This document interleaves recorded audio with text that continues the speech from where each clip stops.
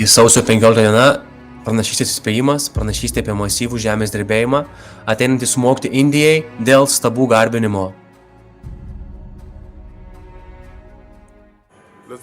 Palaiminti žmonės šiandien yra 15 sausio 2024 metų. Viešpats prakalbo su manim apie masyvų žemės drebėjimą ateinantį į šią šalį. Labai smarkus Dievo teismas ateinantis dėl stabų garbinimo. Viešpats prašo, kad visa tauta atgailautų ir sugrįžtų prie Jėzaus, pas Jėzų, Kristų iš Nazareto, kaip asmeninio gelbėtojo. Jis ateina. Matau labai smarkų Dievo teismą ateinantį į šią šalį. Viešpats prašo, kad visa tauta atgailautų ir sugrįžtų pas Jėzų Kristų iš Nazareto kaip asmeninį gelbėtoją, nes jis grįžta. Matau labai smarkų žemės drebėjimą. Tas žemės drebėjimas sugriauna kelią einantį per tiltą.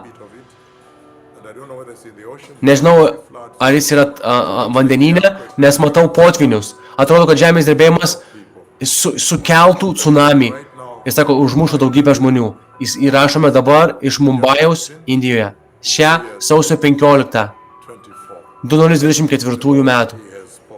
Viešpats prakalbo, Kristus grįžta. Atgailauk Indiją.